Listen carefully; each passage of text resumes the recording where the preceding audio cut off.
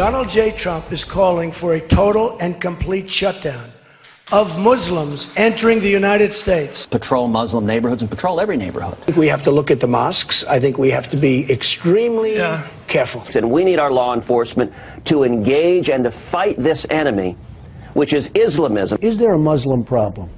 And I said, absolutely yes. In fact, I went a step further. I said, I didn't see Swedish people knocking down the World Trade Center. Donald Trump and Ted Cruz can spout all they like about keeping America safe. They can promise everything from walls to nuclear weapons in Europe. But they have never been at the nexus of what it takes to forge that safety, nor keep it operational and meaningful. Ask someone who has.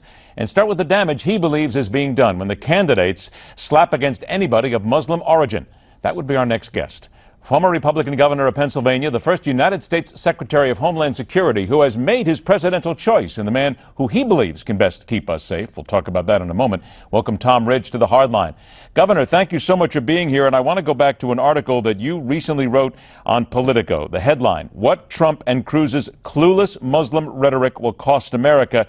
And here comes the fire back from a lot of critics. They will say, Governor, we know you mean well, but you and others are not being realistic here. Things have changed. We must go to the extreme here in this country if we are to be kept safe. How do you answer them back? Well, first of all, I would say that it is not only clueless, it is unpresidential for two leading candidates to subscribe to the notion, and basically they've done by saying all Muslims are terrorists. And we all know that to be wrong. It kind of reminds me of the days after Pearl Harbor, when we decided that all Japanese American citizens were potential enemies and rounded them up and put them in camps.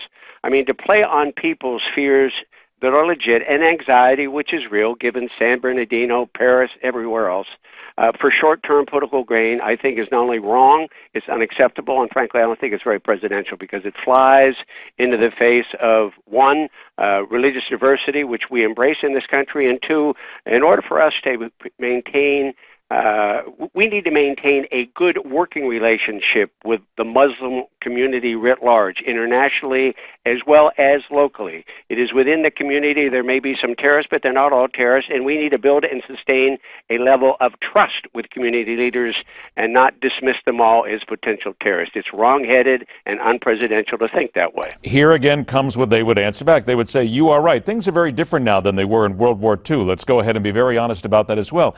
But they will say, the critics, that it is more insidious now than ever before. We have policing that can't be able to get into certain neighborhoods. We have the terrorists hiding amongst us every single moment, and we have got to do something. So then, in your professional opinion, how do we then create that relationship with the peaceful Muslims of this country who want to be here, and at the same time still go after those who are here who may want to kill us?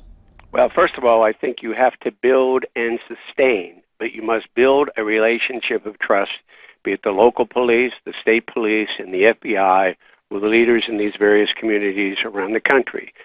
Maybe you take a lesson from the police, the chief commissioner in New York City, Bill Bratton, who decided to just hire more Muslim police officials so that they can build and then sustain this relationship.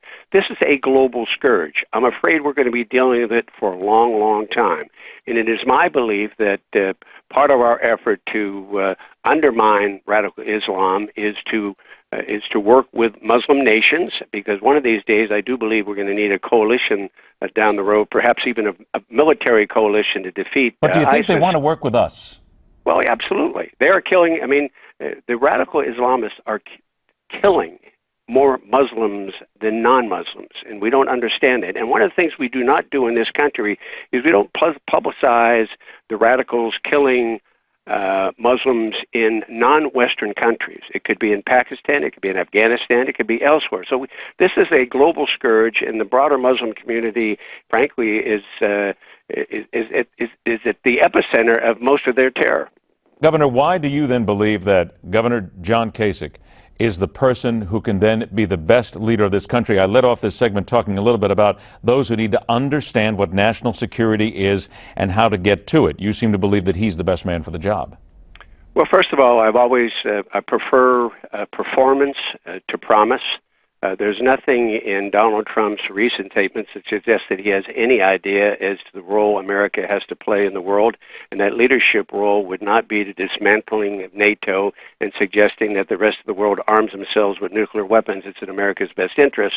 I think Senator Cruz may have had 4 years of experience in the Senate, but I'll take almost 2 decades in Congress, armed services work that John Kasich has done. I'll take his proven record of conservative leadership and his appreciation and understanding of the complexities and the sophistication and the need for American leadership. And presidents who lead America do not categorize men and women of a particular religious belief and say, without warrant, without justification, we're going to treat all of you as potential terrorists. As I said before, it's not American. It's not the way I want my president to act. And frankly, it's not the way you build that level of trust within the broader community to help identify these terrorists before they strike. I've got about 30 seconds left. Do you believe that the election of Ted Cruz or Donald Trump would make America more susceptible to dangerous and mass attacks?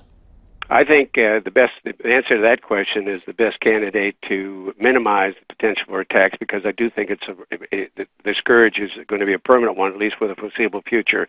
The best candidate to deal with that would be John Kasich. But do you fear that they would make this country more susceptible because of the things that you just talked about? Well, I fear that they will not. Whether or not they're made more susceptible remains to be seen. But you do find, I'm very troubled by the fact that when you need to build allies within the Muslim communities, they will push them away. And when you push potential allies away, you do subject yourself to potential harm, because the notion that those who might have information would be unwilling to share it with you would obviously be very precarious for this country and put us make us less safe, that's for sure. And the conversation goes on. Governor Tom Ridge, thank you so much for joining us. We appreciate your time. Those Wisconsin polls close in just over 2 hours. The enemies of Trump believe this is the beginning of the end. Sure it is. Coming up on The Hard Line.